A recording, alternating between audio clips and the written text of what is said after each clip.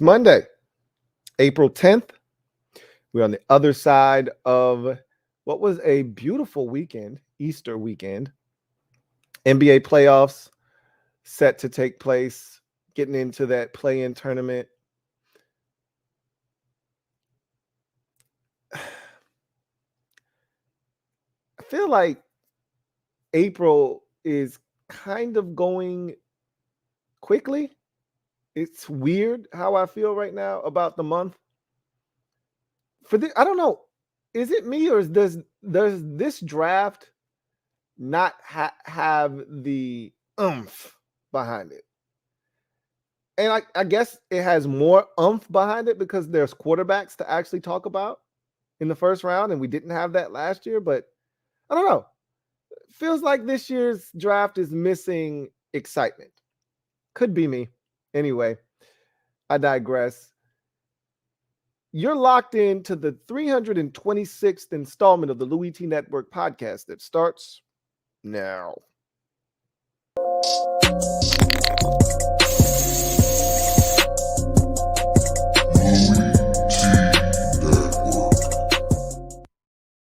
Who else could it be but me, your man, Louie T? Welcome to the 326th installment of the Louie T Network podcast. I, of course, am your set man, Louie T. Thank you for joining me. Odell Beckham Jr. to the Baltimore Ravens. We'll get to that in a second. Couple of notables from some pro days that I want to jump into a little bit later on in the show. Bryce Young, now the odds-on favorite to be the number one overall pick. We'll talk about that later on in the show. So we've got some things to munch on. Weekend, the Masters was a disaster from a standpoint of trees falling and delays and postponements, but they got it done, and it actually turned out to be good by all accounts. Again, I don't watch golf, so I can't tell you, but that's in the books now. NBA regular season wrapped up yesterday. Now we know who are in the, all are in the play-in tournament. I don't know what the hell happened on Easter Sunday and why guys decided they wanted to wild, but Rudy Gobert takes a swing at a teammate. You had a heated argument in the huddle of the Los Angeles Clippers between Miles Plumlee and Bones Highland. I don't know what was going on in the NBA yesterday. Emotions were running high. And again, those were some big-time games with a lot at stake. And maybe some of those guys started to really feel the pressure. I don't know. But when it's all said and done, we've got all of our matchups. And now we're going to see who ultimately fills out the NBA playoffs. 1 through 6 locked in. It was already locked in pretty much in the East. 1 through 10 was already locked in. No one was playing for anything. Everyone knew exactly what was going to happen out East. In the West, where all the intrigue lied, you had really pretty much 5 through 8 still in limbo. 9 and 10 were pretty much locks. The Pelicans were going to play OKC. We pretty much knew that in the 9-10 game. But the Timberwolves, they could have gotten up as high as 7. That didn't happen, obviously. The Lakers could have gotten as high as, I think, 5. That didn't happen. The Clippers could have dropped as low as 7. That didn't happen. And the Warriors could have dropped as low as 7. That didn't happen. Warriors won. They scored 55 points in the first quarter to pretty much let Portland know. And, Portland, no Dame Lillard. They threw in the towel a long time ago. But they made sure that they didn't play with their food, did Golden State. I can't stand the Warriors because I'm a Grizzlies fan, and they always got something to say about my Grizzlies. If you're not a Grizzlies fan, you probably can't stand the Grizzlies because we always got some shit to say about anybody. So it kind of goes both ways, but I'm sick and tired of the Warriors, specifically Klay Thompson, who really irks my nerves. I actually really like Steph Curry, but he came out and said over the weekend, and what is he supposed to say? But and they've backed it up over the years. But I like my team healthy. Nobody can beat us. Nobody can touch us when we're healthy. Okay, you're healthy. I don't know if you're going to get Andrew Wiggins back with his personal issue he's been dealing with, but I don't really care at this point. Let's see what you do now that it's playoff time. They got it done against Portland, locked up the 6th seed. You had the Clippers in a meaningless game for the Suns, who were resting all their starters, struggling with the Suns, but they got it done and they locked up the 5 seed. So those two teams stay out of the play-in tournament. Clippers will face the Suns in the first round, 4-5 matchup there. Most people feel like the easiest path, or I won't say the easiest because there's nothing easy in the West. The path of least resistance in the West is the one that the Warriors are currently going to take, which is go up against the Kings, the young upstart Kings, in a 3-6 matchup. Go to Sacramento, beat those boys up, maybe 4-2, right? Because they don't know what it's like to play playoff basketball. So the assumption is Warriors are going to take care of those boys in short order, maybe 4-1, 4-2 at the worst, right? Or at the least. And then you got the 2 matchup against Memphis if they take care of business, because they're all kinds of banged up.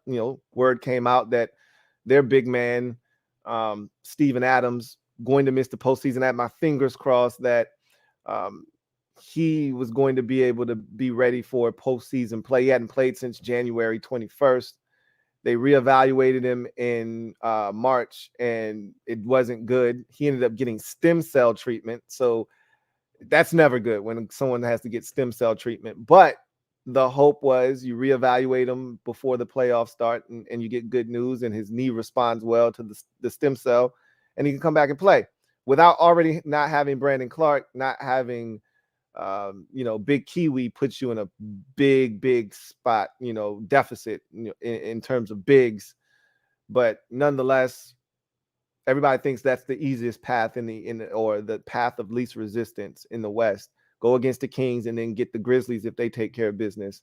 We'll see how it all turns out. But your 3-6 matchup, Kings hosting the Warriors, your 4-5 locked in. Obviously, Suns hosting the Clippers. In the play-in tournament on the West side, you've got the Lakers hosting the Timberwolves, 7-8. Loser of that is going to play the winner of the 9-10 game, which is the 9-seed Pellies at or hosting the 10-seeded OKC Thunder. So the West is fascinating. We'll see what happens. The winner of the 7-8 game will get the Grizzlies in the first round. The winner of the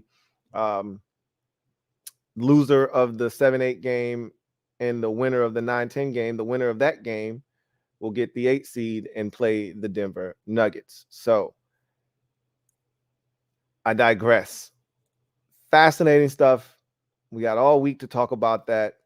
It'll all play itself out this week. I think it starts tomorrow and it'll wrap up, if I'm not mistaken, on Thursday. Let's see.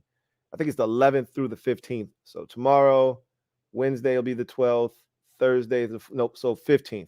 So Friday is the last day for the play-in. And then your series start on Saturday. And then we're off and running for the NBA playoffs. So anyway, I digress. Enough basketball talk. Let's talk football, which is probably why you came here in the first place. Let's get after it. Let me drop this gem on your melon. Open your mind. Let your conscience be free. You're now rolling with your man, Louie T double E. Let me open you up. Get you thinking a little bit.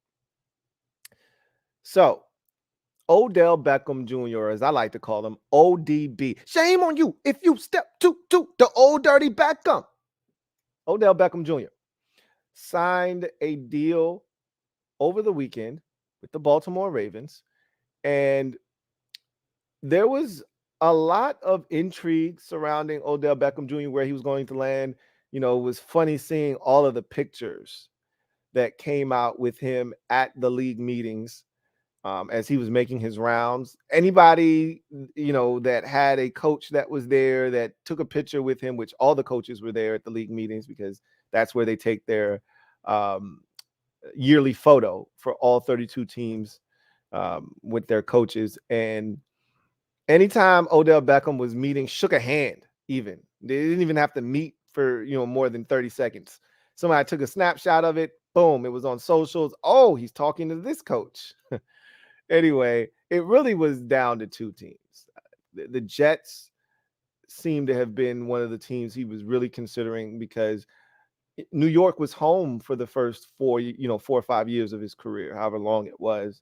So I think he wanted to go back to New Jersey and play with one of those teams. We heard about the interest last year when the Giants were making a postseason run. And could Odell Beckham Jr. be a guy that, kind of gives them a little punch, which they lacked at the receiver position last year? Obviously, it didn't work out. He wasn't ready to play football last year. Let's be honest. He was not ready to help a football team last year. We talked about it on the podcast last year when he was, sniffing around a few potential opportunities, and he told teams, I'm not going to play until the preseason or to the postseason. And I'm like, dude, we haven't seen you on a field since the Super Bowl 2 years ago. So not this past Super Bowl, but the Super Bowl before. It'd be nice to see you on an NFL field in a regular season game just to make sure you're good. And there was a reason he wasn't ready. So you fast forward to, free agency. There were no big name wide receivers available on the free agent market. This is not a great wide receiver draft class. We'll talk about that a little bit later on. I've already expressed that to you guys anyway, so that's not new news, but we'll talk about it again. And so that made his market, to me, that much more ripe, richer, if you will. But did I ever expect him to get the type of deal that he just got from the Ravens? Absolutely not. I didn't expect him to get any deal that was remotely close to what he just got. Now, it's just 1 year, but it's not the amount of time on the deal. It's the amount of money on the deal that drove some people nuts. I just did a double take. And I initially, when I saw it, thought it was a mistake because, everybody wants to be the first to report something. So when news breaks, everyone's fingers are moving so quickly, whether it's Schefter, whether it's Rappaport, whether it's Bleacher Report, or whatever app. ESPN usually is lagging behind because they just want to make sure that the information is right a lot of times. But when you're one of these insiders, you want to be first. And in order to be first, those thumbs and those Twitter fingers, they got to move quickly. So I thought that it was a typo when I saw a 1 year, $18 million deal for Odell Beckham Jr. in Baltimore. I'm like, okay, yeah, they must have made a mistake and hit a 1. It's 1 year, $8 million. Or they might have made a mistake and hit an 8 when they meant 0. Yeah, it's 1 year, 10 million. It's not 1 year, 18 though. And so I disregarded it. I was like, oh, okay, he signed with the Ravens. They'll clean up the money part later, but yeah. Or I'll find out it's 1 year, 18, but it's really 1 year, 6. And then the rest of it is incentives or something like that. But it's a 1 year, $15 million deal essentially. And yeah, there are incentives in there. Obviously, he's got to stay healthy. He's got to hit certain benchmarks, but that's a lot of money for a guy who's not been able to stay healthy, 1, and 2, we know when he's healthy, he's very effective, but he hasn't played football in forever. Right? We haven't seen him since the Rams won the Super Bowl back in 2021. Well, it was the 2022. He played that Super Bowl in 2022, but that's the 2021 season. We haven't seen this guy in over a calendar year. So it's a lot of money for a guy that's 30 years old and coming off of major knee surgery and this, that, and the third. So I was surprised at the amount of money he got. But then I thought to myself, okay, well, let's get past the money because it is what it is. What does this mean for Lamar Jackson and the Ravens, this signing? And what it tells me is this, and nothing has changed in my mind. I've told you guys this for over a month now. I've always felt like the Ravens were going to match whatever somebody put in Lamar Jackson's face. If Lamar was willing to sign anything, an offer sheet, the Ravens would just match it. Like, okay, if you're comfortable with what's in this contract, we're going to sign it. We're going to match it because we want you back. I've been adamant about that. Nobody's going to sign him to a deal, however, because they don't have to right now. That could change post-draft. However, I've been adamant about this as well. Lamar Jackson is playing for the Baltimore Ravens in the 2023 season. Okay. He may ultimately end up on another team next year, in the offseason of 2024. It's very probable that happens.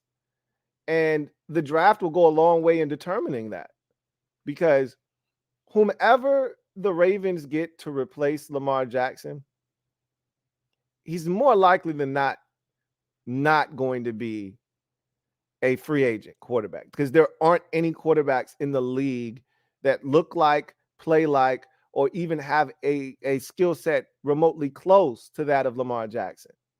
I mean, the closest you'll probably get is Kyler Murray, and Kyler Murray isn't Lamar Jackson. So I don't see them settling for someone or trading for someone already in the league. The only way the Ravens comfortably move on from Lamar Jackson is if they get his replacement via the draft, whether that's an Anthony Richardson or someone like that, a DTR, or, Hendon Hooker to a lesser degree. But if they got a guy like that on their team that they could mold, specifically a Hendon Hooker or Anthony Richardson, then I still think Lamar's on their squad this year. And then next year they'd let him walk and they'd be ready to move on with their second-year quarterback, having gotten experience under his belt and seen the offense. Because remember, this is a new offense. They don't have the same offensive coordinator.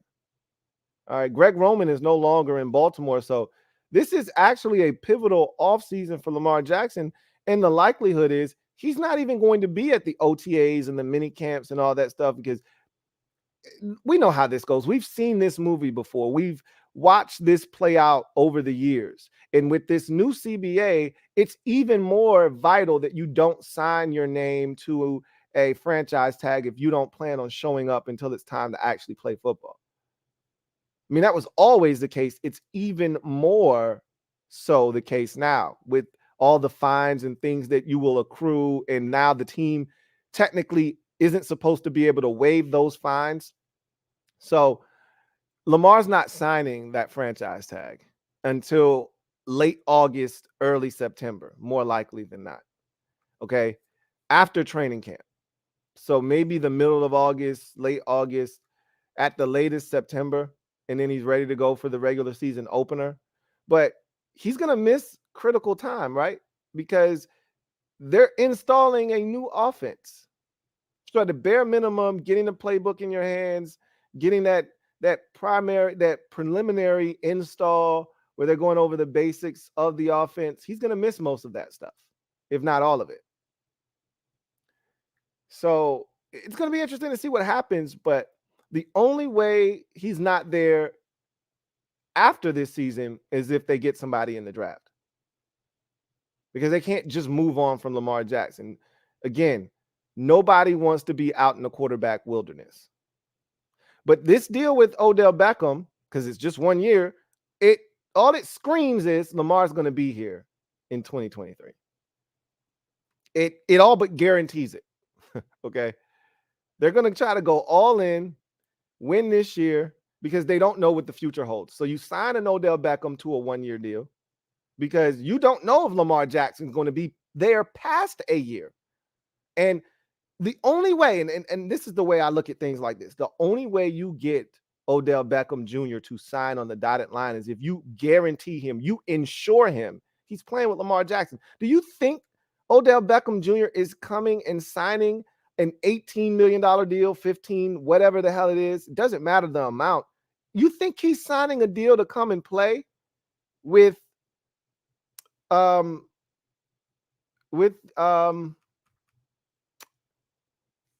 Huntley? You think he's coming to play with Anthony Brown? Okay, like seriously, what are we talking about here? He signed that deal with every intention of number 8 being under center, and that's what the Ravens told him. He's not going anywhere. Anybody signs him to a deal, we'll match it. No one signs him. He'll sign that franchise tag. He's not going to sit out of football for a year. And so whatever happens, Lamar Jackson's going to be a member of the Ravens this year. We can assure you of that, Odell. That's why he signed the deal. Because if he didn't have reassurance that Lamar Jackson was going to be under center, he could have just waited out the Jets, because we got to talk about that as well. We'll do that in the next segment, but they've already come out and said, their GM has, we're going to get Aaron Rodgers. So if you know that the Jets are going to get Aaron Rodgers, you know the Jets are interested, just wait. He wasn't going to get the kind of money he got from the Ravens from any other team in the league, including the Jets, and he probably knew that. But at the same time, he also got a guarantee from the Ravens that Lamar Jackson, if healthy, we can't guarantee you health, okay? But we can guarantee you that he's going to be here. So all this deal does for me is it solidifies what I already thought and what I've already been saying. He's going to play for the Ravens no matter what in 2023. I can't guarantee you what the future holds in 2024, because if the Ravens have an opportunity to select a quarterback, because this deal changes nothing from a negotiation standpoint. Lamar's not taking less money because they signed Odell Beckham Jr. to a one-year deal. This changes nothing from a negotiation or a strategy standpoint for Lamar Jackson. So I don't know if the Ravens were hoping that this would show him that they're serious about building a Super Bowl winner around him, but it's not going to change his stance one way or the other. Is he excited to play with Odell Beckham? Yeah, it's the best receiver he's ever had on his team. And I think a lot of people are sleeping on Rashad Bateman, who was playing excellent football before he got injured last year. So if Bateman is what they think he is and what he was showing before the injury, you add Odell Beckham Jr. to that mix, you already know what the tight end position is for them every single year. Isaiah Likely was a breakout candidate as a rookie last year, and you add to that one of the best receiving tight ends in football, and you got a hell of a little group there of skill players surrounding Lamar Jackson. So, again, his health is going to be huge, but between Odell Beckham Jr. and Rashad Bateman and Mark Andrews and Isaiah Likely, you got a hell of a little, set of skill players there that can be dynamic offensively and cause problems with Lamar Jackson's wheels and his ability to throw the football. The Ravens could be dangerous next year. But the draft will determine whether it's for one more year or if they'll keep playing this back and forth game with Lamar Jackson. Honestly, Lamar staying healthy and playing at a high level and winning some playoff games will go a long way in the Ravens giving in to his demands. The Ravens probably would have given him what he asked for, even though it's a lot of money and it's a lot of guarantees. They probably would have done this already if Lamar Jackson hadn't missed the last two seasons, the end of the last two seasons, rather. If he had played in, let's say, 14 games this past year instead of 7 or 8, whatever that number was, what were they when he got injured 2 years ago? What were they, 8-3 or something like that? And he gets injured and they miss the playoffs. They don't win another game the rest of the season. Last year, he was playing at an MVP level to start, kind of tailed off a bit, gets hurt against the Broncos and doesn't come back. Don't know when that Broncos game was. Felt a little bit later in the season, like maybe week 9 or 10, but still missed a good chunk of the season. They probably would have been more willing to give in, but it's hard to make that determination when a guy hasn't played, the end of he hasn't taken the final snap offensively for you in each of the last 3 seasons. So this deal, and it's a big one. It's a 1-year deal, but it's a lot of money, but it's the Ravens, I think, kind of pushing their chips, not all of them, but a nice sizable portion of their chips to the center of the table, saying, hey, we're going after it because we're not sure past this upcoming season that we're going to have Lamar Jackson. We know we're going to have him for 2023, but these franchise tags, they get more and more expensive every year that you have to sign your quarterback to one. I can assure you of this. They're not going to let Lamar Jackson just walk away for a third-round compensatory pick. I can assure you of that. So if they don't get a guy in the draft this year, which is why I think look out for the Ravens as a dark horse team to take a quarterback relatively early in this draft or trade up to say get a guy like Anthony Richardson should he fall out of the top 10. Look out for a team like Baltimore moving up. Look out for a team like Baltimore sniffing around a Hendon Hooker. Look out for a Baltimore later on in the draft sniffing around a guy like DTR with some wheels. Look out for that. Because if you're Baltimore, you understand that you're playing a dangerous game here with Lamar Jackson.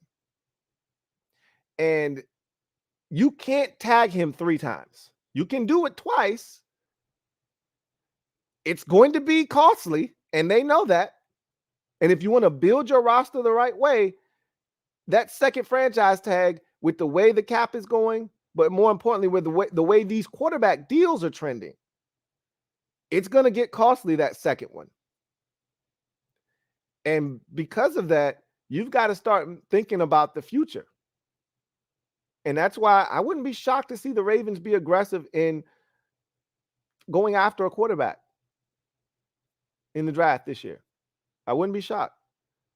Because if they can't find a way to get closer towards a deal by next offseason, they're going to have to make a decision. Because what you don't want to do is then find yourself having to rush to try to make something happen and find yourself up against a deadline. You got time right now. You don't have to do anything right now. But as you get closer to next year and that time to slap the franchise tag comes, now you got to make a decision because, again, you're not going to be able to slap a third franchise tag. It just becomes too expensive at that point.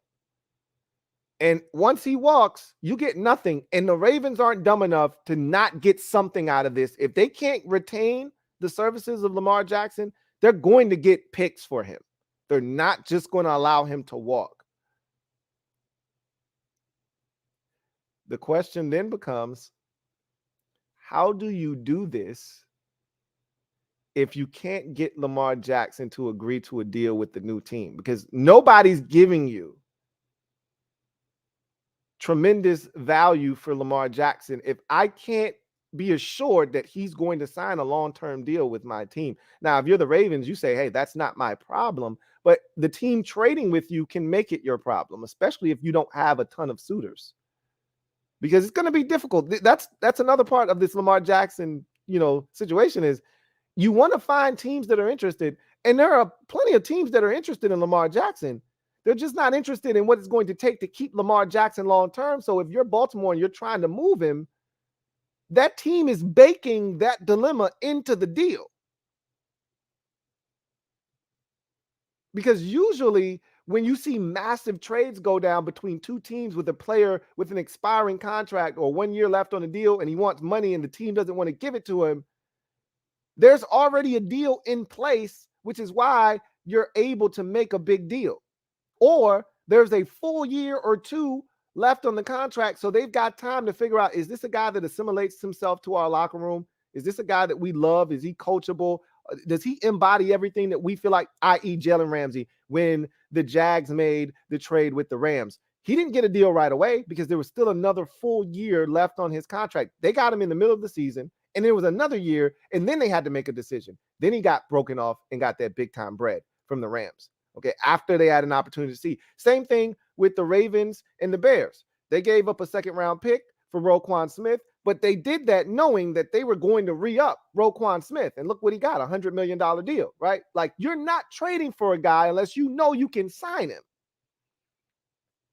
That's how it works in this league. You're not going to trade. The Cowboys didn't trade for Amari Cooper to just let him walk. He signed a $100 million deal with the Cowboys. You know why? Because they're not giving up a first-round pick for a player to just let him walk 2 months later. That's not how it works. So a team has to know that they can sign Lamar Jackson long-term, and that's not a guarantee right now. So it makes that situation even more complicated for the Baltimore Ravens. But again, you're not up against it right now. And if you're the Ravens and you want to put yourself in a position where you're not as vulnerable, you got to be aggressive in this year's draft looking for a quarterback. I'm not saying it's got to be a first-round quarterback. I'm not saying it's got to even be a second-round quarterback. But you need to have an insurance policy in place.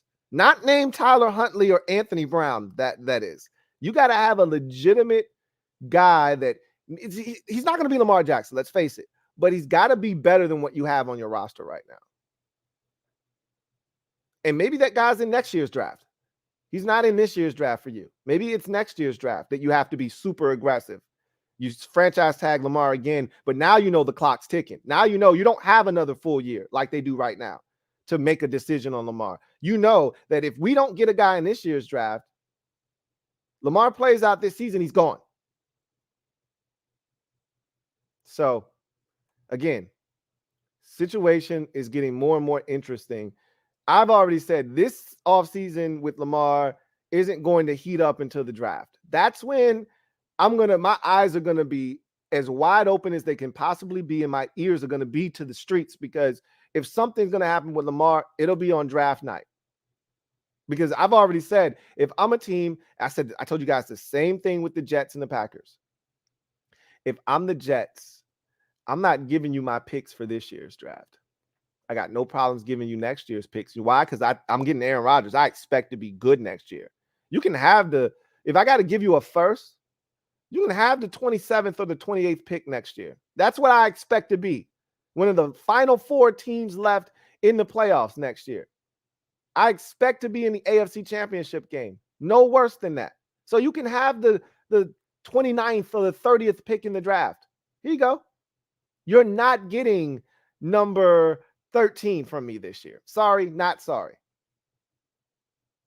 You're not getting number 42 or 43 or 44 in the second round from me this year. You can have the second round pick next year that I think is going to be 60.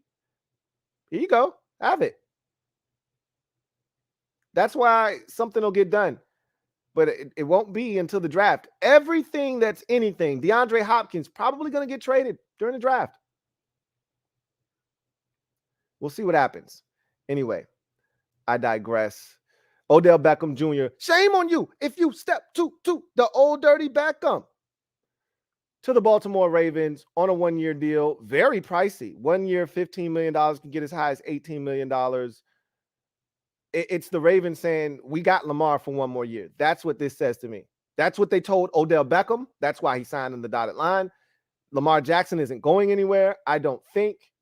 But I don't think this prohibits, nor should it, the Ravens from sniffing around the quarterback position in a couple of weeks when it comes to the draft to see if they can't get a guy on the roster that they're grooming to take the place of Lamar Jackson because they feel like they can't get a long-term deal done with him. As this situation becomes more convoluted and more difficult, they're going to have to make a TD. They're going to have to make a TD. Either you're going to give him the bread he's asking for, or you're going to have to move him, and you're going to have to start a new era in Baltimore. But there's a TD coming for the Baltimore Ravens at some point. I think that TD is going to start in roughly 2.5 weeks. We'll see.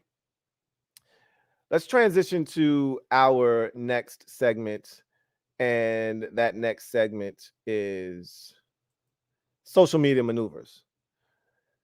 I'm a midday marauder. Y'all know what it is. If you're out there and you'd like to have your comment read on the air, super chats are the best way to do that. Jump straight to the front of the line. Ensure that your comment gets read.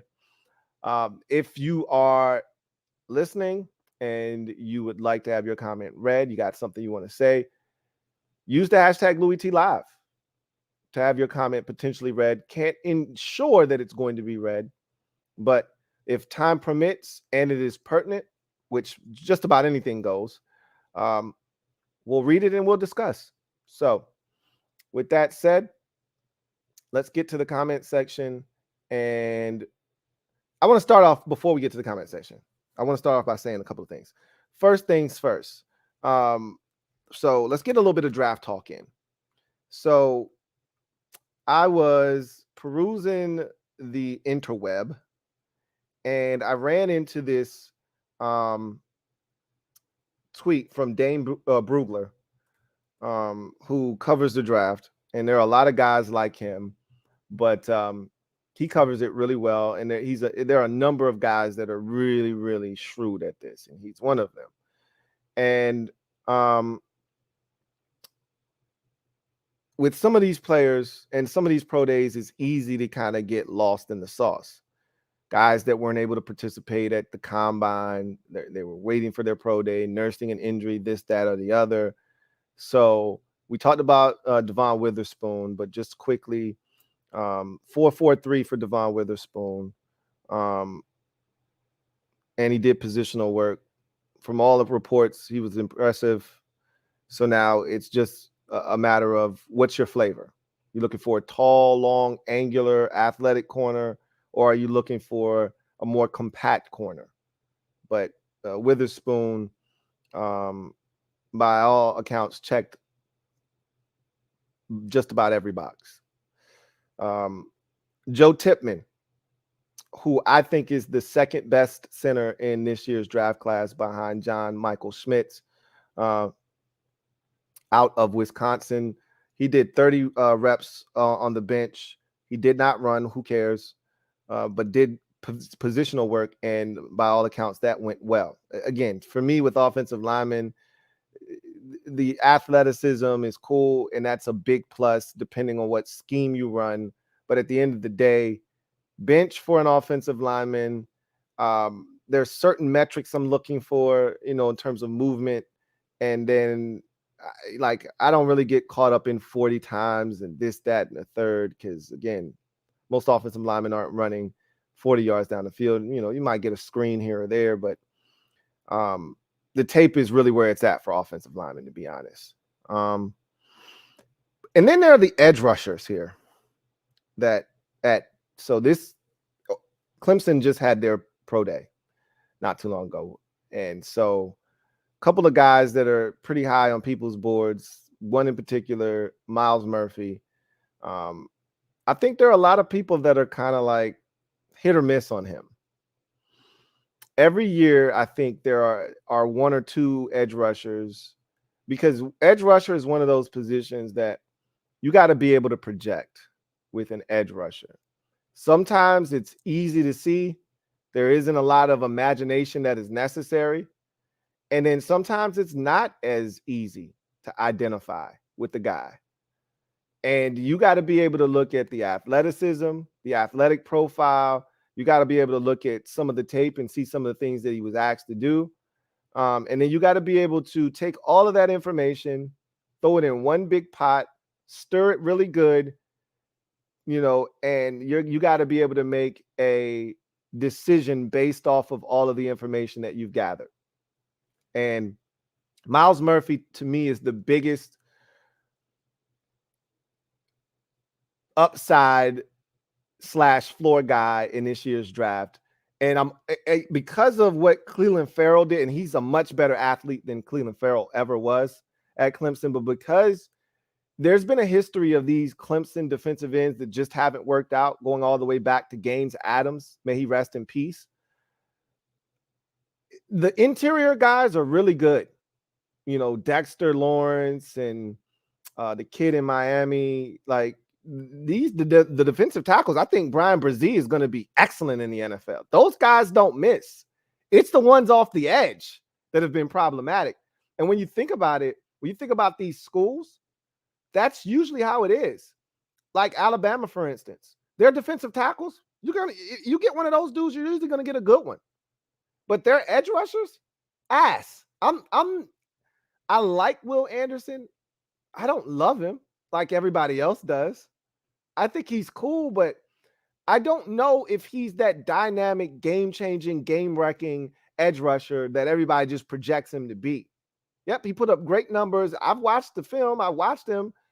I'm not sure that, in one-on-one situations, he's got two moves that are good, but they're not like game-changing moves. Myles Murphy has no moves at all. Now, he's super quick, super explosive, but he doesn't have any kind of a plan whatsoever. So you've got to be able to take what Myles Murphy did on film, and there's not a lot of production, and that bothers people, and it should in certain instances. Now, you could watch games, and this guy's getting chipped, he's getting double teamed. You know, and teams are running read option at him, they're running away from him. So some of those numbers are skewed. It's when he gets one-on-one and it's an obvious drop back pass situation and you get nothing from him. That's when you get a little bit perturbed. But you got to be able to say, all right, let's see some of these numbers that he's posting. And I'm going to give you some of these numbers right now. So Myles Murphy ran a 4.53 40. It's an excellent time if that's legit. You know, these pro day times, add 100th, 3 or 4 hundredths of a second, maybe even a 10th of a second to some of these. You just got to be careful with them. But you see 4.5 athlete on the field. You do. You ran he had a 31-inch vertical jump, which isn't, that great. So for edge rushers, here's the number that you should be locked into. This is the number. These are the two numbers, rather.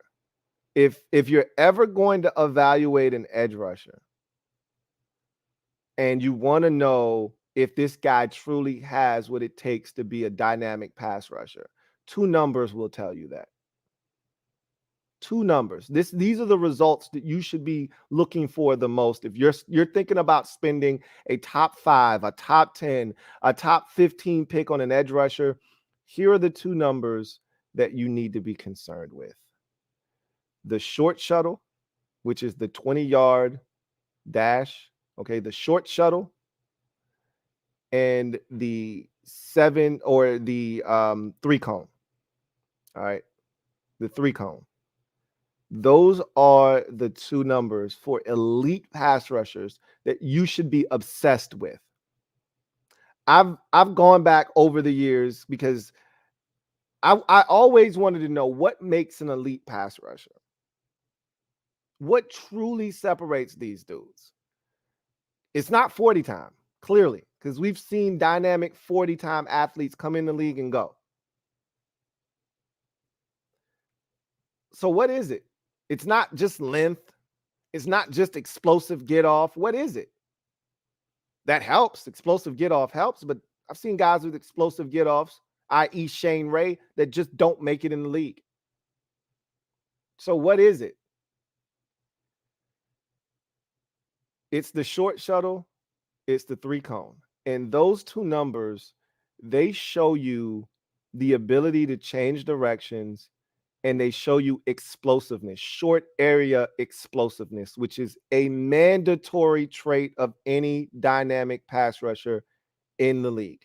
You won't find one guy in the NFL right now that is a dynamic quarterback disruptor, a guy that is a routine top 5 sack getter in the league year in, year out. You won't go and find numbers that don't fit the criteria. And then if you want to see a guy that's been disappointing, go look at his short shuttle and his 3-cone from his combine or his pro day, and that tells you all you need to know. So the numbers you should be looking for the short shuttle, no less than a 4.30. Okay.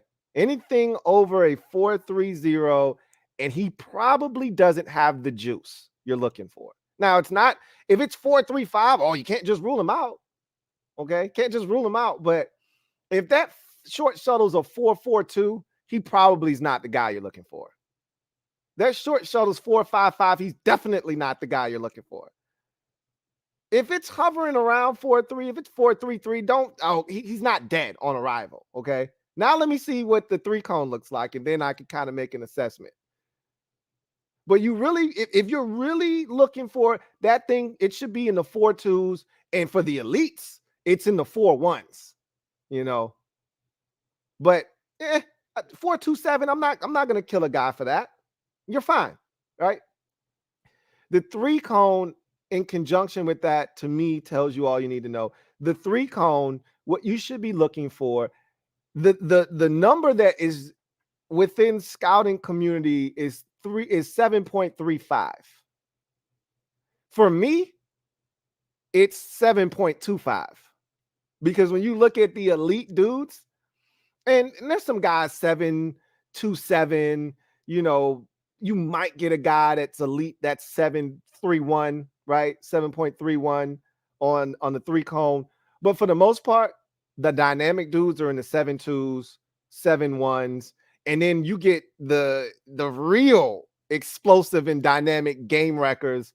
They're in the 6.7s. Von Miller, for instance, who's the poster child for this, he's a 6.7 flat. 6.7 flat 3-cone. That's insane. Okay. TJ Watt, 6.78 3-cone. Right? These are the kind of guys that are just destroying shit. But then you get to Nick Bosa, he's a 7.71. He's a 7.77 or 7.11. So, I mean, that's really good. It's not 6.7, but he's a different type of rusher than TJ Watt is. Still dynamic, and it's still well within the range you're looking for. So Myles Murphy, so going back now, Myles Murphy, 4.29 short shuttle. So right under that 4.3 cutoff. So that's fine. And then the 3-cone is a 7.21. That's also satisfactory. Not dynamic by any stretch, but it's they're satisfactory. Okay. Go look at Aiden Hutchinson's numbers from last year, and that will tell you he's got a chance to be really dynamic. Go look at, Max Crosby. Pick any of the edge rushers in the league. Hell, even go inside and look at some of these guys on the inside, like an Aaron Donald. Go look at J.J. Watts, and you'll see these numbers, and you'll go, oh, shit. Go look at Khalil Mack, and you can see some of these guys not as dynamic off the edge. You see why. They have other characteristics that help them stand out, but they still fall within the criteria that is necessary. Then you look at a guy like Jadeveon Clowney, and you look at his numbers, and you see, oh, that's why his ass can't get double-digit sacks. Not to mention he can't stay healthy, but even when he's healthy, he's not a 10-sack guy. Never has been, never will be. There's a reason for that. So Myles Murphy checks off all the boxes except production, and you're going to have to make a determination. To me, if you've got a defensive line coach who's proven that he can elevate a guy's play, like whomever got their hands on Max Crosby first in Vegas, that's the kind of guy I'm looking for. Max Crosby came in as this long, lanky, skinny kid out of Eastern Michigan. Somebody had to teach this dude how to use all of the gifts he was blessed with, and he turned into what he ultimately is now.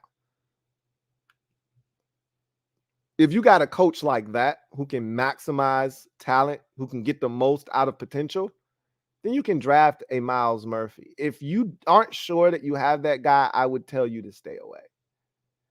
And if you're looking for a discount on a Myles Murphy, then just draft his teammate, KJ Henry. He ran a 4.45 short shuttle. That's not good, by the way. And a 4.74 or 7.47 3-cone. Again, not good. Neither one of those scream elite. But to me, he's not an elite edge rusher. He's a rotational depth guy. So he's not your starter. But the first guy off the bench is KJ Henry. And in limited snaps, I think KJ Henry can get to the quarterback. So he'll never be the 12.5, 13 sack guy because he's not playing enough snaps. At least not in my defense, he wouldn't. But he can be a 5.5 sack dude that's coming off the bench in relief of my starters. And that's what you're looking for from the dude off the bench. Is 5.5 sacks, 4.5 sacks. That's what I think KJ Henry is. But again, those numbers that you see from him, 4.45 short shuttle, 4.74, or excuse me, 7.47, those are not ideal numbers for an elite edge rusher. So anyway, just wanted to throw that out there for you guys. Now, wanted to say this too. Aaron Rodgers, Joe Douglas, the GM of the New York Jets, came out over the weekend and said, Aaron Rodgers is going to be here. All right.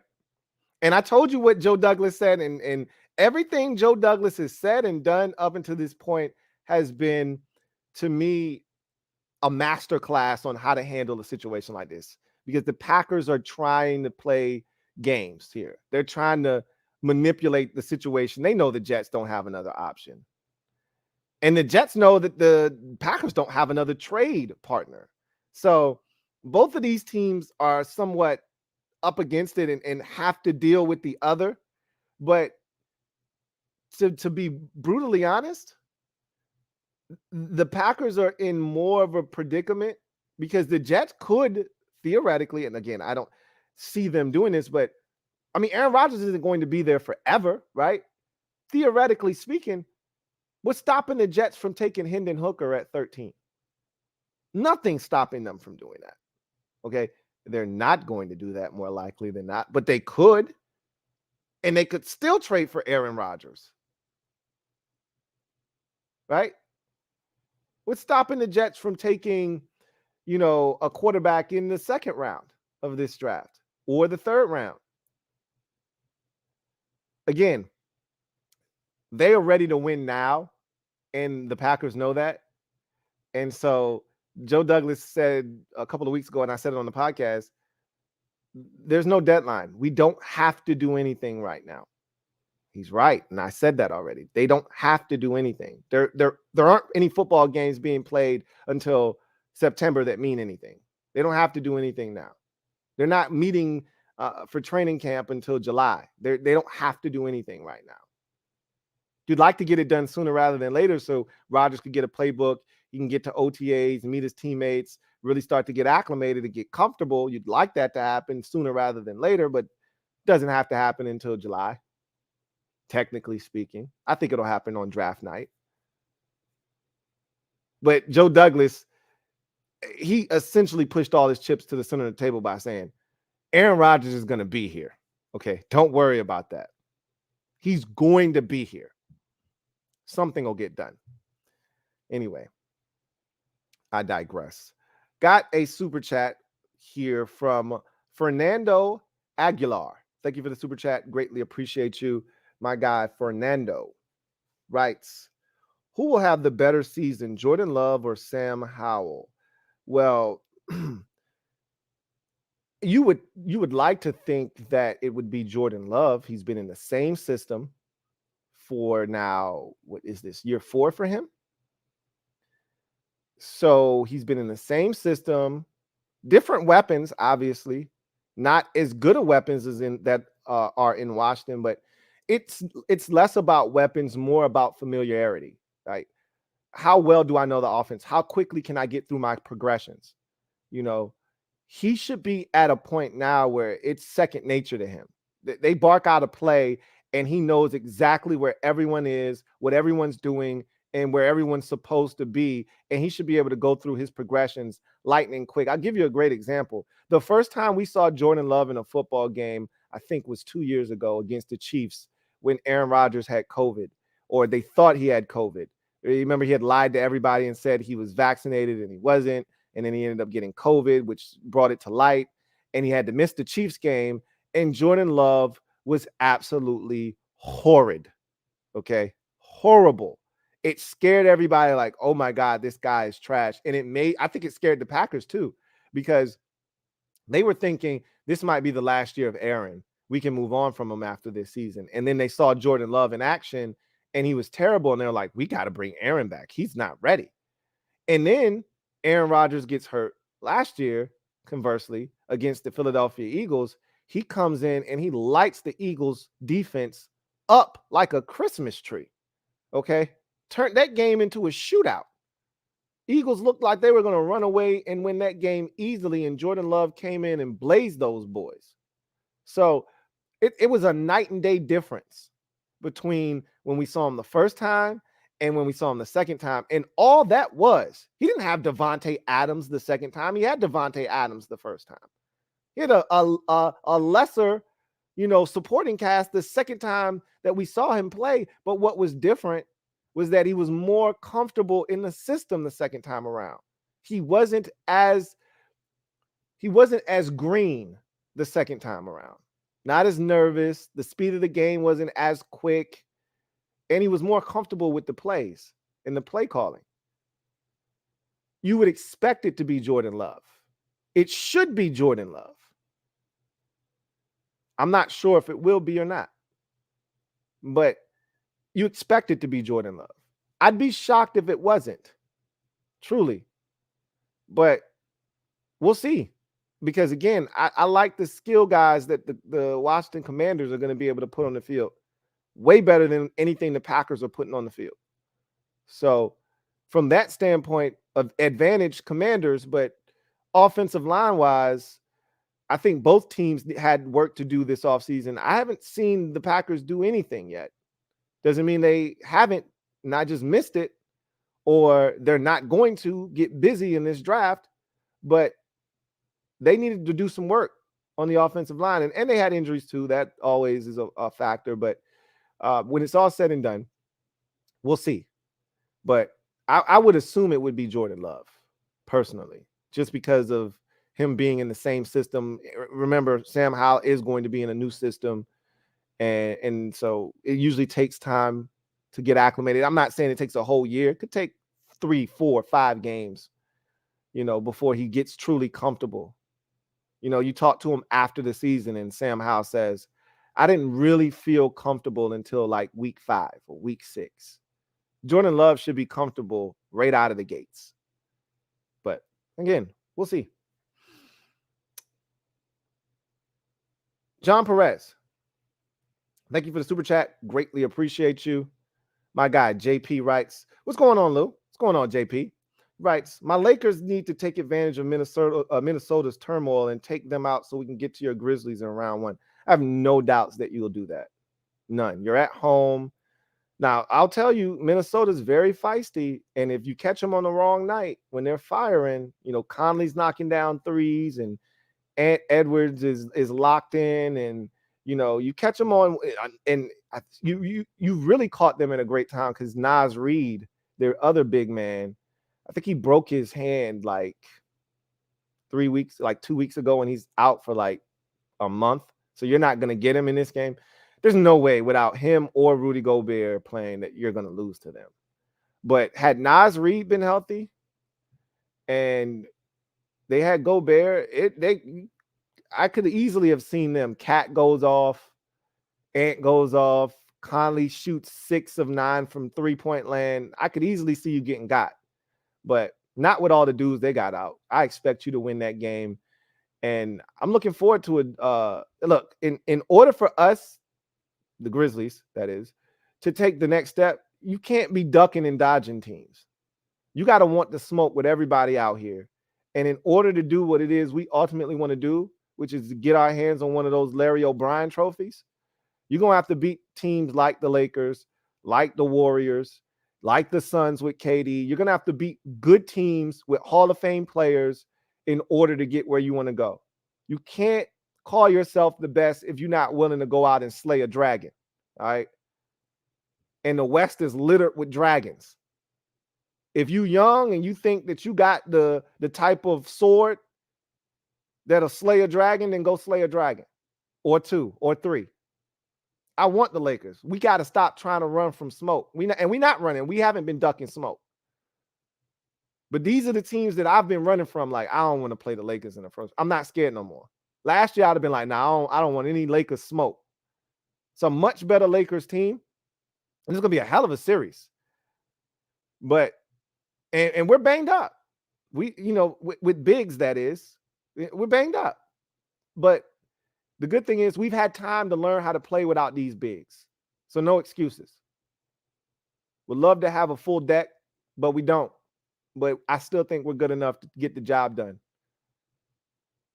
So we'll see what happens. I expect to be playing the Lakers in round 1.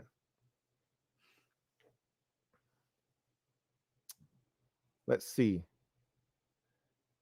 Do we have any more supers? No more supers. So now we'll get to any hashtags that are worth diving into. Sammer LD. I think we did that before. Writes, hey, Louie T, Lurker here. Knowing you stopped the prospects one-on-one series, why not make videos talking about the top 10 prospects at each position from your point of view, since you do the work anyways? I mean, I always end up doing something to that effect in some way, shape, or form, whether it's on draft night when, we're talking about the prospects, or in past years, I've done videos like that, but even those videos didn't do as well as I had anticipated. You know what I'm saying? So in some way, shape, or form, you always get that information out of me anyway. Like just now, I just started talking to you about edge rushers out of nowhere. Well, it wasn't out of nowhere, but just prompted that conversation. You'll get the information out of me one way or another. I don't do the work, for no reason. But again, maybe I'll try something, as I continue to, move forward, find a way to make it advantageous for you and myself. Right now, I haven't really found that. I've tried different things and to no avail. So now I'm just doing the work, and then whenever it's pertinent, I talk about it. But you're going to get the information out of me on draft night. The first 2 nights of the draft when I'm with you, you're going to get that information out of me anyway. So it's going to come to light is all I'm saying. He also writes, I'd love to hear your quick opinion about the top prospects. I mean, you've heard most of my opinions on a lot of the top prospects, not all of them. But you heard on the quarterbacks. I just kind of told you how I felt about Miles Murphy. I told you about how I feel about Jalen Carter already. I've talked about the corners because Washington needs corners. So we've talked about most of the corners at the top of the draft already. So most of the top prospects, I'm just really starting to dig into the offensive linemen. I like a guy like is it Harrison? I don't want to get to line here. Let me just go to my notes real quick. Got so many damn binders, and this time of the year, I just got stuff laying everywhere. Oh man, and everything starts to bleed together after a while. Let me see. This is not the right notebook. I don't think it is not. I think this is the right notebook, and it is. Broderick Jones from Georgia. He's an interesting prospect. He's one of the better tackles in this year's draft class. I've already told you guys, none of the tackle prospects are better than the first round pick from the 2020 draft for the Los Angeles Chargers. And I don't even think he was the first tackle taken in his draft class. Okay. And he's by far and away better than any tackle in this year's draft. Broderick Jones is a solid athlete. I think he's physical in the run game. I don't love his lateral movement. Okay, I think he stands straight up way too often, gives his, gives rushers an easy target to hit. Sometimes he has issues anchoring down. He can anchor down, but, it's not going to be before he gives up some serious ground. And if your quarterback is easily spooked, then he's going to end up bailing on the pocket before Broderick Jones actually drops that anchor down. So I don't love Broderick Jones at all. I don't. Can he be a good offensive tackle in this? Yeah, absolutely he can. No doubts about it. He's got a solid skill set. But there are holes in his game that can be exposed by elite pass rushers in this league that he's going to have to clean up if he wants to be a consistent tackle in this league. So, I mean, I told you how I felt about Bijan Robinson already, right? He's not Christian McCaffrey. He's not Saquon Barkley. He's good. He's, to me, Josh Jacobs good. And that's really good. Josh Jacobs is really good. But I'm not going to – I watch guys run him down from behind in college. You're not Christian McCaffrey. You're not Saquon Barkley. He's a good receiver, but he's not out here breaking dudes off running routes. He's Josh Jacobs. That's worthy of a first-round pick, I may add. But he's not top 5 good. He's not top 10 good. He's not Christian McCaffrey good. He's not Saquon Barkley good. Those are the last 2 running backs to go in the top 10. He's not that. So I've told you guys, Will Anderson, I think I've mentioned him to you guys before. But if I haven't, he's really good. And he's got a wicked inside move. I mean, it is just nasty. And when he gets that thing going, he's a load to deal with. Outside is a edge rusher. You know, if I were to equate him to a pitcher, as I often do with edge rushers, you need to have at least 2 pitches, right? One needs to be dominant, and then something off of that pitch, right? The more pitches you have, the more dangerous you are. But if you've only got 2 and they're nasty and they're filthy, you can survive and thrive in this league. Ask Mariano Rivera. All he really needed was that fastball, right? Had that movement, that cut fastball. What were you going to do? Nothing. But it's always nice when you got a little something off of that. Will Anderson really doesn't, his bull rush is non-existent. It doesn't exist. He doesn't win with bull rushes. He can't win with bull rushes. So that's out of the equation. His speed rush, not really that much of a speed rush. As a matter of fact, he performed at the combine. I'm actually anxious to see if he did the 3-cone, if he did the short shuttle. Let's find out what those numbers are for Will Anderson. That'll give us a nice picture and window into whether he has the ability. More likely than not, again, these numbers don't absolutely 100% rule you out, but it puts you in like a 97 percentile ranking of a chance to do it or not do it, one way or the other. Okay, let's see if he did it. Nope, he did not do it at the combine. And what I'm noticing too with a lot of these top rushers now is that they're not doing the short shuttle in the 3-cone drill. They don't have to do anything they don't want to do. And if those numbers, if you're great at it, why not do it? All it does is get evaluators and scouts and teams more intrigued and salivating at the prospects of getting their hands on you. But if your shit is lackluster, why do it, right? It's only going to hurt you. It's not going to help your draft stock. I don't think he did it at the Alabama Pro Day either. I would guess he didn't do it. Will Anderson, Alabama Pro Day results.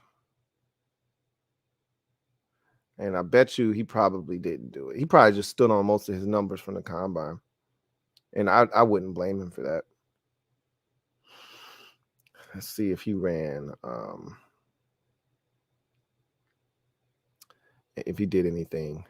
And like I said, he probably just rested on all of his numbers.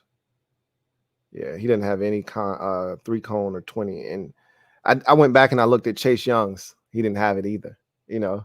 And a lot of people think he's Jadeveon Clowney, and he may be, you know.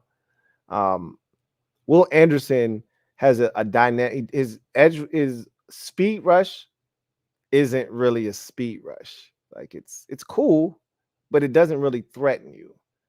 What is dangerous is when he just makes up his mind to go inside. He's got a nasty inside move. And so I like the fact that he gives you variations of the same move, but he can make up his mind pre-snap. I'm going hard inside right off the snap.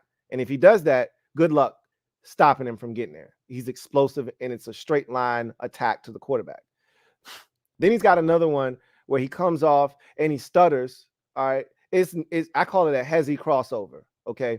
It's think of it as a basketball player coming up with a little hesitation dribble and then a quick crossover and they go by you, right? He comes off the line, stutters, stutters, and then quickly goes inside. Tackle opens up thinking he's going to try to go around him outside. He goes inside, and now either you're going to hold him or you're going to get beat. So his inside moves are deadly. It's everything else. There's no spin move that I've seen whatsoever. You know, I haven't seen any long arm of the law or pole vault, as some people like to call it. I'm a long arm of the law guy, you know. I haven't seen any of that. So the bull rush doesn't work.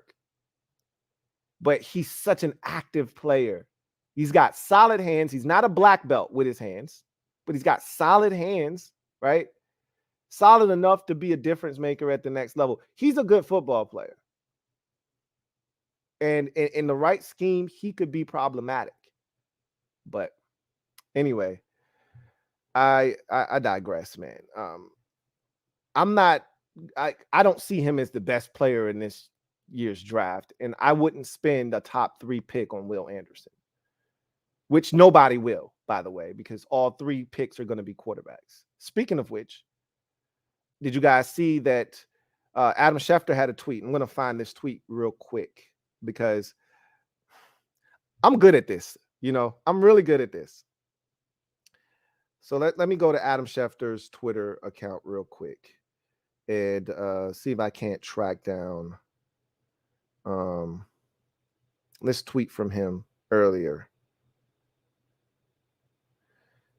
about the Arizona Cardinals, which again, I wasn't shocked by it because I've been telling y'all this for the longest time. This is from Adam Schefter today, 6 hours ago.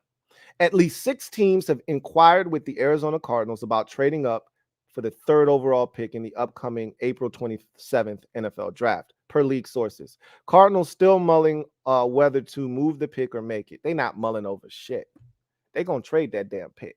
They've already passed on 2023. I've already told y'all that. They're going to trade DeAndre Hopkins on draft night. If you're going to speed up this rebuilding process that you're currently on, knowing that you don't have Kyler Murray for at least the first half of this season, which you weren't good enough with Kyler Murray fully healthy to even be considered one of the better teams in football. Without him for the first half of the season, you may already be dead by the time he comes back from a record standpoint. So you're punting on 2023. But if you're looking to fast track your way back to respectability, the draft is the way to do it. And getting draft capital for DeAndre Hopkins and the 3rd overall selection while still putting yourself in a position to get a really good football player, depending on how far back you move, is the way to go about it. And that's what they're going to do. All right. So I anticipate them trading out of number 3. Someone's going to want a quarterback. That's why I said Indy is tripping unless, and you know, things have come to light about Indianapolis' situation. Again, we talked about Mac Jones being available potentially. I don't think he's going anywhere, but that's a possibility. Lamar Jackson still remains a possibility for Indianapolis if everything goes awry in the draft. Also, they could just love all 4 of the quarterbacks, right? They know they're not getting Bryce Young or CJ Stroud, but they could be cool, just as comfortable with Will Levis or Anthony Richardson. So they're like, yo, we could just sit here at 4. We don't have to give anybody nothing. We're good at 4. We'll get a guy. And as long as that's their stance, they're fine. Or they could love Hendon Hooker. And they could say, not going to take him at 4, but if we got to come back into the first round to get him, we'll do that. But we're not trading up to get anybody. If we can't get our hands on Bryce Young or CJ Stroud, then we're not making a move. Now, if Anthony Richardson goes too, Maybe Indy does pick up the phone and say, hey, let me get number 3 up off you. Now I'm going to get Bryce Young. And I know they would be willing to do that because they love Bryce Young. I know that for a fact. Problem is, they don't think they can get him, so they're just going to stand pat at 4. So, again, Arizona, I said all that to say this. Arizona is getting out of 3. And I've been saying that since this process started. Anyway, I digress. Let's see. JP says, Lou, my Lakers need to win this game tomorrow so we can get your Grizzlies. Need to stomp on their necks early with all their turmoil going on and give them absolutely no hope. That's what you would like to do. The longer you let a team hang around, the tougher you make it on yourself. And the easier you look. The beauty of your situation is you've got 2 games to win 1. So even if you don't get this first one, you'll get another one, and it'll be at home. It'll be at whatever you call that stadium now. It used to be Staples. I don't know what it's called now. What is it? Crypto.com? Whatever the hell it's called. You'll get an opportunity. You get 2 games to win 1. I surmise that you'll win this first one. But, and to your point, if you want to ensure victory or give yourself the best chance, there's no guarantees in the NBA because you could build an 18-point lead in the first quarter. You could be up by 22 at halftime and still lose the game. We see teams do it all the time. The fastest way to crushing their spirits is to jump them boys early at the crib. Get the crowd involved. Start making them feel like the building's closing in on them and run away and hide. Let's see.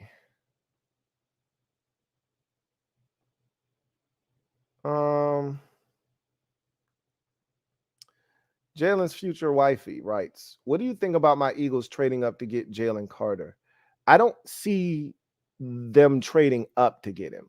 That hasn't been Howie's forte. Now, Howie's not opposed to trading up, i.e. Dallas Goedert, right? He's not opposed to going up and getting a guy if he sees fit. But he's been more of the trade back guy, has Howie Roseman. Now, he's got the draft capital that if he so chooses, he can move up to go get Jalen Carter.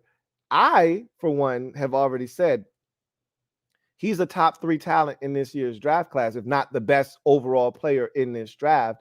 And if you're the Philadelphia Eagles, he's exactly what you're looking for in the middle of your defense. Jordan Davis is cool. He's not.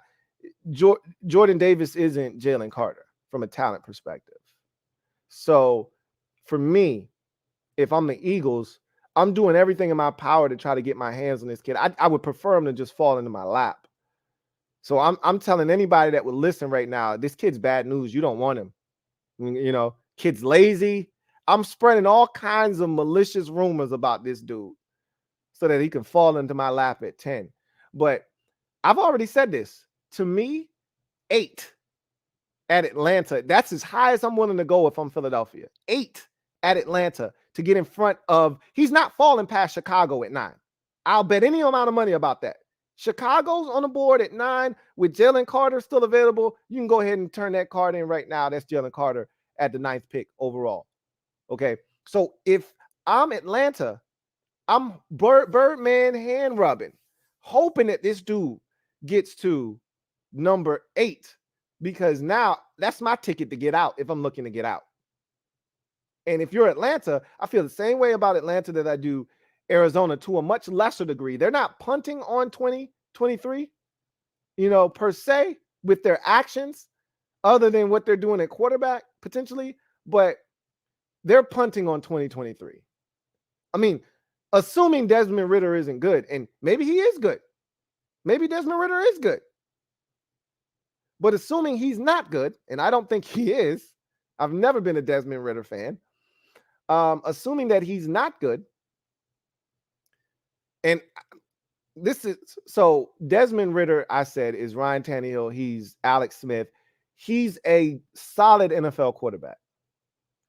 If you've got a good team around him, you can win football games. You will not win playoff games with Desmond Ridder. That's how I view him. But you can go 10-7, you can go 11-6, but you better have a damn good team around him, like i.e. Alex Smith, i.e. Ryan Tannehill. That's not what they have in Atlanta. Thus, I can't see them winning a bunch of games because he's not out-dueling anybody. If you're Atlanta, you want to pick up draft capital. One player at 8 isn't going to change the fortunes of your franchise unless you're drafting a quarterback. And you're not, clearly, going to draft a quarterback at 8. So you should be trying to pick up as many picks as possible. And if I'm Howie Roseman and the Philadelphia Eagles, that's when I become intrigued at 8. If he gets to 8, I'm picking up the phone, calling Atlanta and saying, hey, I got a second rounder for you. In addition to swapping ones, I got a second round pick for you to let me get to 8 and get my guy.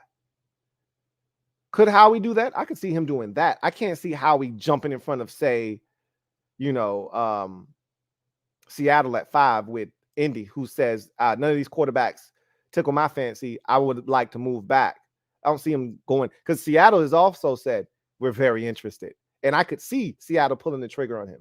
That's the first destination I see for Jalen Carter in this year's draft. Because I've already said this. I've already gone on record as saying, first 3 picks, all quarterbacks.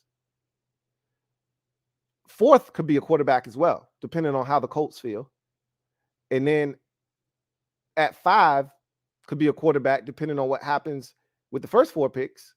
Because if it's not 4 straight quarterbacks, then Seattle could say, well, the one that y'all didn't take, we like him. We'll take him. I think they're more likely to take a quarterback at 20 than they are 5.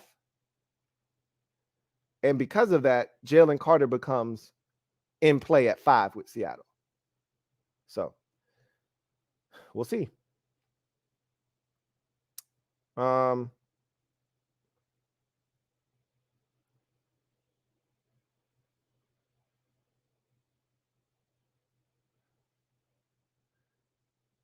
Likely phenomenon writes, most mocks have my Lions taking Witherspoon at 19 and Jalen or Tyree Wilson at 6. Witherspoon could be there at 18, which is where your Lions select. He could not be there at 6, though. 18. So, you know how mock drafts are. Obviously, the board is going to determine what happens. You're going to go for the upside at 6. Whether that's Jalen Carter or Tyree Wilson, you're going to go for some upside. That's what you're supposed to do in the top 10 of a draft. Is you're swinging for a home run. You're not looking for a double. You're not looking for, a guy that could hit the occasional triple, but he's got gap-to-gap power. You swinging for the fences in the top 10. And Tyree Wilson and Jalen Carter are exactly that. So that makes a ton of sense. Mike Lowry writes, who's going to be returning kicks for us, LOL? Do you think they'll draft another corner late in the draft that can do both? There's a possibility. They can't be oblivious to the fact that we have a problem there. They can't be okay with. I mean, it's the same way we felt when Trey Quinn was back there years ago. Like, they can't be okay with this. They can't be okay with Dax Milne being back there. They can't be. And I don't know if they're going to try to get a receiver or a corner, but they got to get somebody back there, man. Somebody.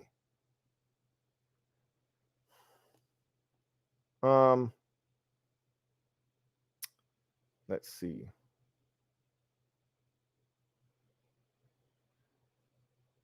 All right, I think that's the last hashtag that we have. HHC Lunar writes, where do you think D-Hop goes? I think Giants, maybe even Chiefs. It's hard to say. Hard to say because, again, that contract is so hefty.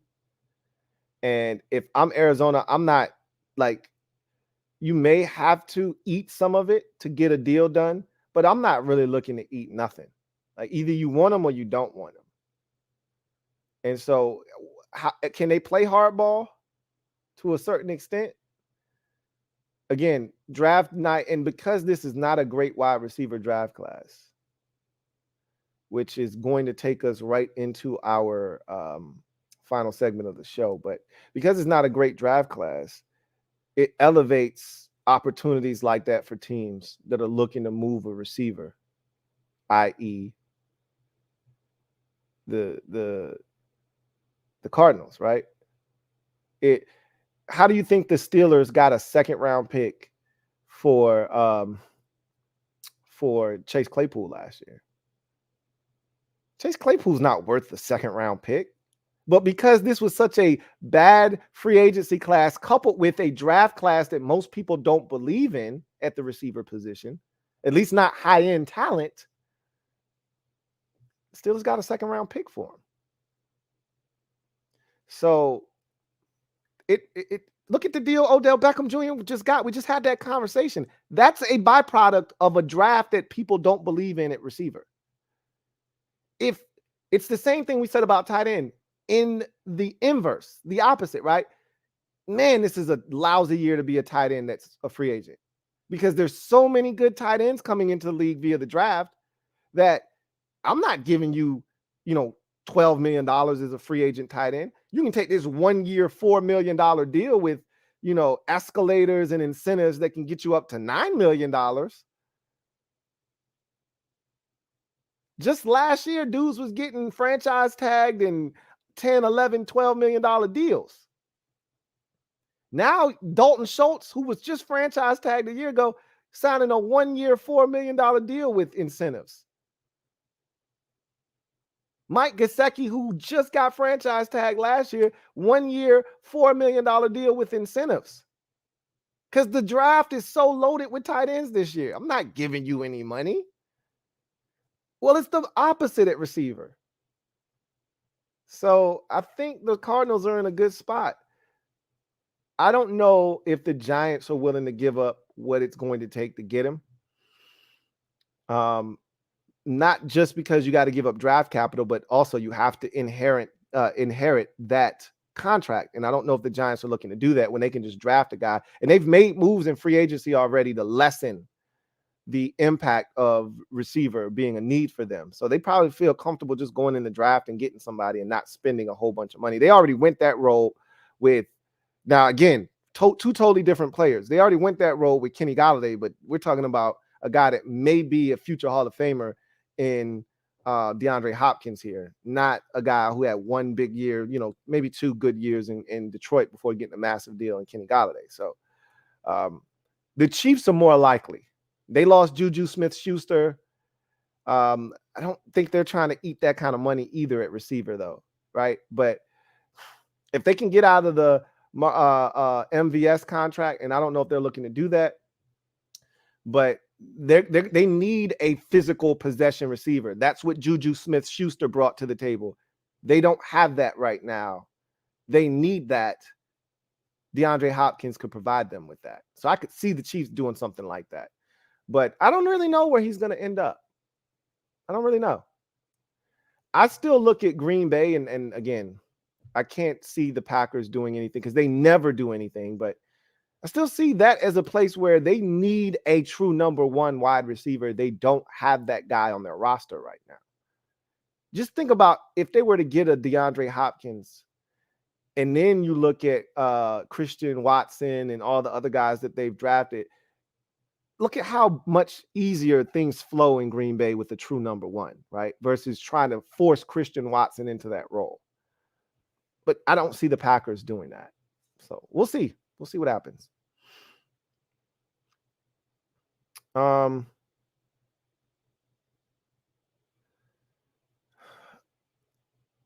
HHC Lunar says, you see Gobert punch a teammate, LOL, had me laughing on that weak punch. Yeah, and he got suspended by the league as well. So JP says, if you're the Wolves coach, what would you do after watching your players do what they did after? And that's a tough position to be in. You know what they gave up to get Rudy Gobert. They traded 4 first-round picks for him. You can't just get rid of him. They sent him home. They did the right thing because emotions were high. Get him out of there, right? Send him home. He apologized afterwards. That's not going to make it go away. He's also going to need to apologize in front of the team, apologize personally to Kyle Anderson.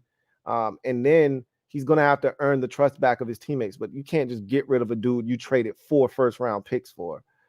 You got to figure out a way to make that work. But that's a tough situation to be in. That's why I love my Memphis Grizzlies, because everybody actually truly, like, it's a real brotherhood. They all get along. Like, there's no infighting. We don't even have heated timeouts like that. Like, these dudes ride for one another. And that's what you want in sports. And I see a lot of teams that don't actually have that. So I love it. Anyway, I digress. So that's going to take me to my final segment of the show and garbage time. So a number of things I wanted to jump into real quick to wrap up the show. I know y'all saw this. Bryce Young, now the odds-on favorite to be the #1 overall pick in the draft by the Carolina Panthers.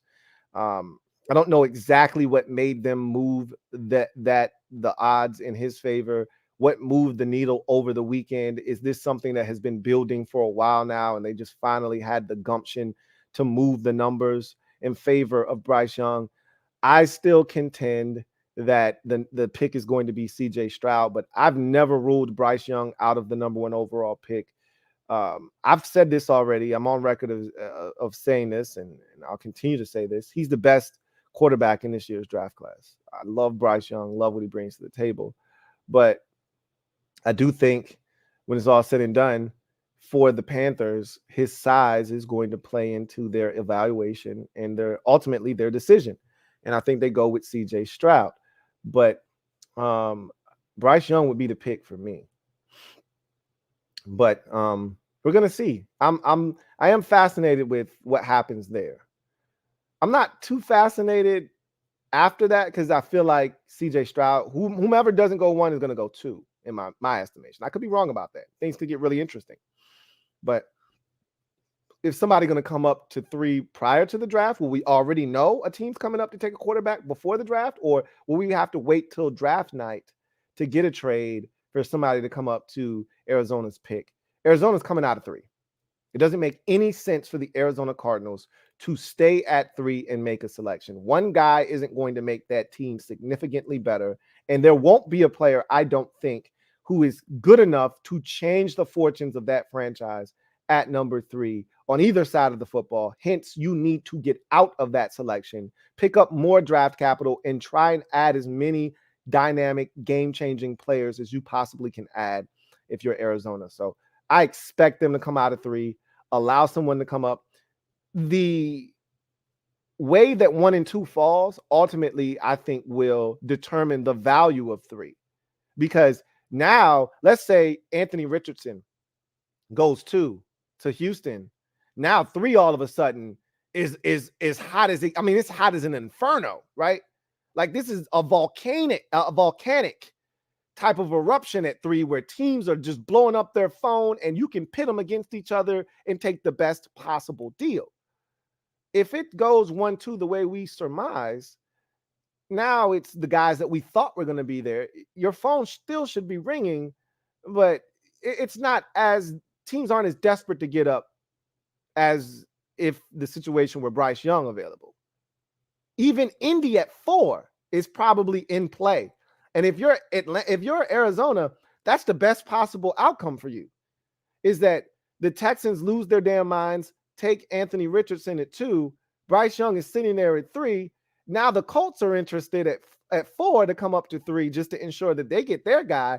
You only move back 1 spot, but you're still going to absolutely kill it and get a ton of draft capital moving back 1 spot.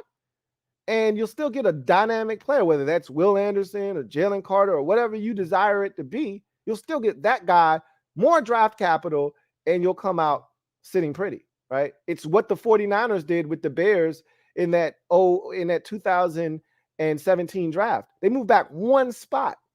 Now, they ended up taking the kid from Stanford, which didn't turn out to be all that great, but they were going to take him at 2 anyway. So they just moved back a spot, took him at 3, and got all that draft capital from the Bears so they could get Mitchell Trubisky. How'd that work out? Anyway, I digress. I still think it's going to be CJ Stroud, but that's fascinating. That's interesting to me that Bryce Young has moved to the front of that discussion and is now the leader in the clubhouse to be selected number 1 overall. Did you also see that? So I don't know where I saw this, but it's out there. It's floating around. But this we've had this discussion already, so this shouldn't be new news to anybody. But I'm hearing and seeing people post this, people that I respect in the game when it comes to the draft, pretty much saying that scouts, evaluators, GMs, coaches, all alike feel like this is a relatively weak wide receiver draft class. Daniel Jeremiah literally told us this. I told you that he told us this during the combine. He said there could be 3, possibly 4 tight ends that go in the first round. He said when you get that many tight ends or other positions that aren't used to having that many first round selections, you've got to take them from somewhere else. You can't have this influx of tight ends going in the first round without pulling another position, because you already know quarterbacks going in this draft. It didn't go last year, so you could have inserted tight ends last year because there weren't quarterbacks. Well, there's quarterbacks going this year. We're talking about 4 definitely going in the first round. I told you there's definitely 5 going in the first round. So somebody's got to be pulled out. If 5 quarterbacks, we didn't have but 1 go last year, 5 are going this year in the first round, and you're inserting at a bare minimum 2 tight ends, maybe even 3. I don't think you're going to get 4. So you're inserting, we didn't have a first round tight end last year, and you only had 1 first round quarterback. You're inserting 7 new players from 2 positions that only produced 1 player in the first round last year. You're inserting 7 new players from those 2 positions this year. That means some position has to have a major subtraction. That position is wide receiver. Daniel Jeremiah told you that in early March. I told you that this was not a great wide receiver draft class. When you start hearing Zay Flowers popping up as a potential first round pick, you have problems. Zay Flowers is really good. He is not a first round wide receiver. He's not. And anybody that tries to convince you otherwise is being as optimistic as one can be. I'll leave it at that because I don't want to be super negative, because I like Zay Flowers. I think he's a good football player. He's not a first round pick.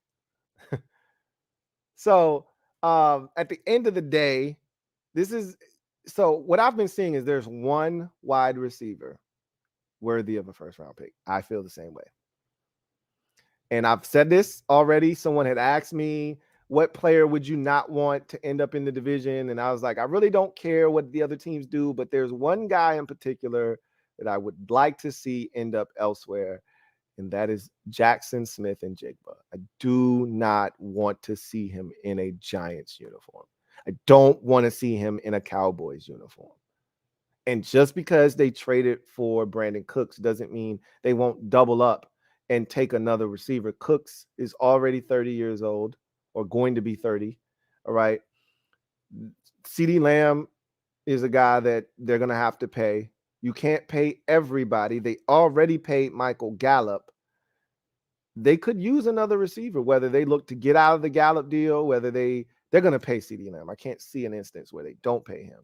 But Brandon Cooks isn't going to be there for the long term. He's never anywhere for more than 2 or 3 years at a time. I've always said, nobody loves, nor does anybody ever wife up Brandon Cooks. He's always the side piece, right? Does all the things you like, but you're never willing to take him home, and make him the guy that you want to wife up, right? Like, nobody does that in the league with Brandon Cooks. Even though the man is putting out 1,000-yard seasons everywhere he's gone. New Orleans, New England, Rams, Texans, 1,000-yard seasons everywhere. Go check. Don't matter who's throwing him the football. Whatever reason, nobody ever loves Brandon Cooks. I don't want Jackson Smith and Jigba ending up in the NFC East. He's the lone first-round receiver that I see this year. Remember, we had like 5 of them last year.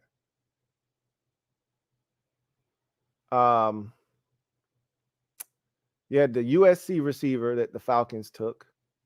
You had the 2 Ohio State receivers go back-to-back picks. You had Jahan Dotson go, and then you had Treylon Burks go. So that's 5 right there. I could be missing somebody. I feel like that was the last first-round pick was Treylon Burks. You're probably only getting 1 this year, and that's the way it should be. Now, who's going to take that 1? I don't know. We'll see. Anyway, I digress. That's going to do it for me, your man, Louie T, here on the 326th installment of the Louie T Network podcast. Okay. And Rich said Jameson Williams. That's right. I forgot all about him. The Lions came all the way up to get Jameson Williams. Was Jameson Williams the first receiver taken? Nah, right? Nah. Where did the Lions take him at? Forgot all about him. He's so easy to forget about because he didn't play until the back end of the season. Let's see. Jameson Williams was drafted number 12. So, yeah, he was the 4th receiver. After Chris Olave went, the Lions came all the way up to 12 and took him and made him the 4th receiver. So 3 receivers went in a row, 10, 11, 12. So 6 receivers went in the first round. Thank you for that, Rich. 6 receivers went in the first round. It was the Drake kid from USC, and then it was the first Ohio State receiver. I don't know why I'm blanking on everybody's name today. Garrett Wilson. It was Garrett Wilson, then it was Olave, then it was Jameson Williams, then it was Jahan Dotson, then it was Treylon Burks. So 6 receivers went in the first round last year. You're probably only going to get 1. Maybe somebody panics and there's a second receiver taken in the first round. And I feel like if there's a second receiver taken, it'll be Johnston out of TCU just because of his size. Combination of size and speed, even though he's an enigma, man. I don't love him.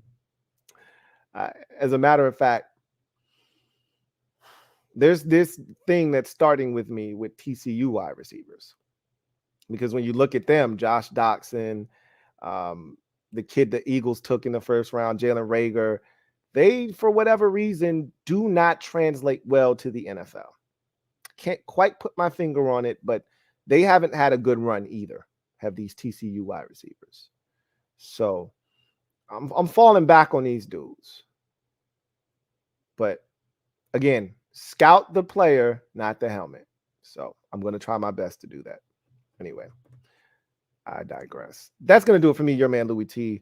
You guys enjoy the rest of your evening. We'll be back probably on Wednesday for another installment of the Louie T Network podcast.